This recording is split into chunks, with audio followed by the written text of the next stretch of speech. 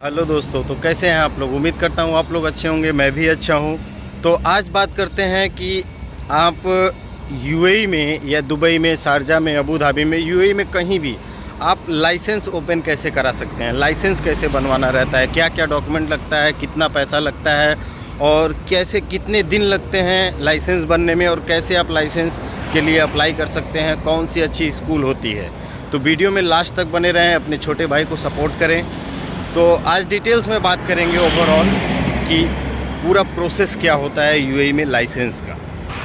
तो पहले आप ये जान लीजिए कि हम लोग जैसे इंडिया, पाकिस्तान, बांग्लादेश, भूटान, नेपाल से बिलोंग करते हैं, जो हिंदी कम्युनिटी है।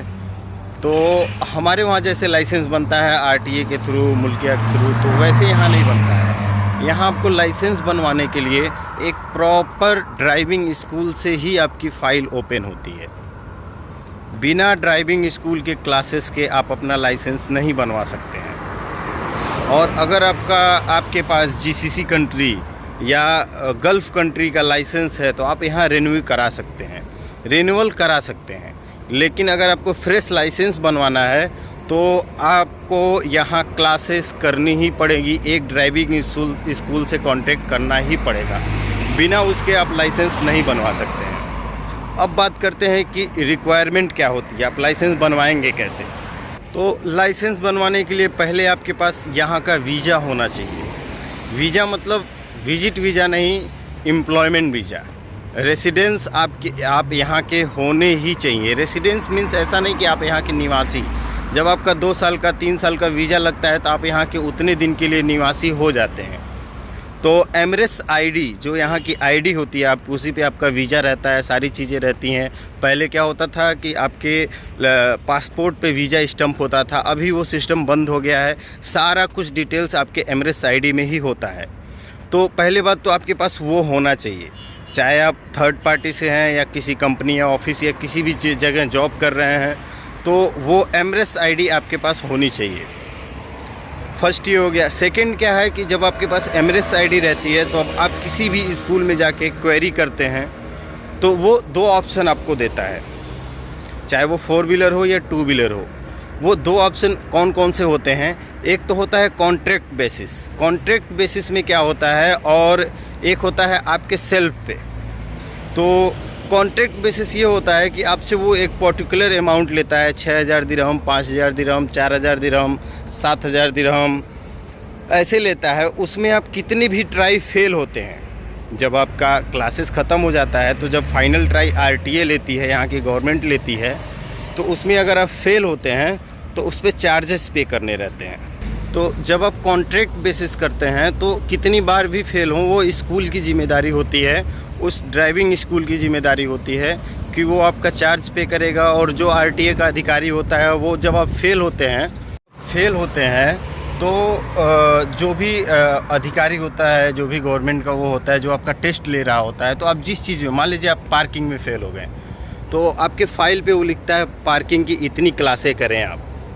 तो उसका जो आपका ड्राइविंग लाइसेंस स्कूल होती है, ड्राइविंग स्कूल होती है, वो आपका चार्ज नहीं करती है अगर आप कॉन्ट्रैक्ट बेस पे हैं। और यही आप सेल्फ बेस का रेट बहुत मतलब मिनिमम होता है, 3500, 3000, 4000, 4200, जैसा आप लाइसेंस लेते हैं कार का, बाइक का, और हर ड्राइविंग स्कूल का थोड़ा अलग अलग रेट होता है। तो फिर वो आपको चार्ज करता है 700 दिरहम, 500 दिरहम, 300 दिरहम, जैसे जिस लेवल पे आप फेल होते हो, जिस टेस्ट में आप फेल होते हो, उस हिसाब से जितनी वो गवर्नमेंट एम्प्लॉई आपको क्लासेस करने के लिए बोलता है आपके फ़ाइल पे, उस हिसाब से वो चार्ज लेता है।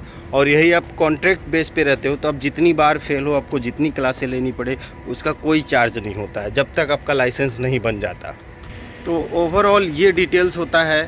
तो कॉन्ट्रैक्ट बेस में थोड़ा महंगा पड़ता है, लेकिन अगर आपको गाड़ी चलाने नहीं आता है या आपको लगता है कि आप बार बार फेल हो गए, तो कॉन्ट्रैक्ट बेस पे करते हैं लोग, तो उसमें पैसा थोड़ा ज़्यादा लगता है, थोड़ा नहीं बहुत ज़्यादा लगता है। लेकिन अब कितनी बार भी फेल हो, वो ड्राइविंग इंस्टीट्यूट की ज़िम्मेदारी होती है कि आपका पे करना और फ्री क्लासेस करना जब तक आपका लाइसेंस नहीं बन जाता है। जितनी बार भी आप फेल हो वो ड्राइविंग इंस्टीट्यूट ही आपका सारा देखती है, उस कोई भी एक्स्ट्रा चार्ज आपको नहीं देना रहता है।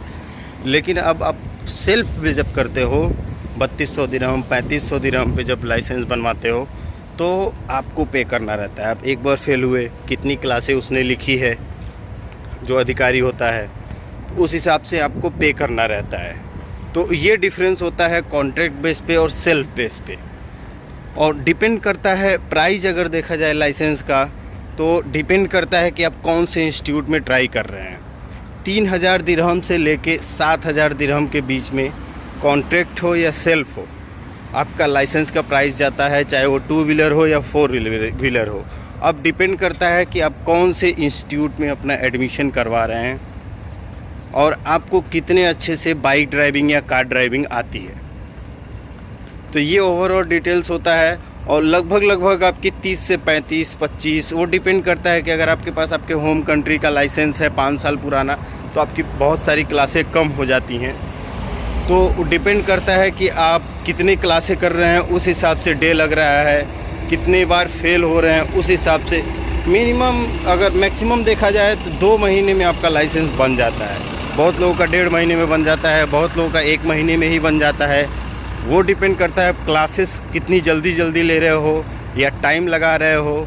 ये सारी चीज़ें मैटर करती हैं कि आपका लाइसेंस कितनी जल्दी बनेगा या कितना टाइम लेगा। तो ये ओवरऑल डिटेल्स थी। उम्मीद है आपको सारी चीज़ें समझ में आई होंगी। इसके बाद भी अगर कोई चीज़ रह जाती है तो आप मुझे व्हाट्सअप कर सकते हैं, मैं रिलेवेंट जवाब दूंगा। तो मिलते हैं अगले वीडियो में।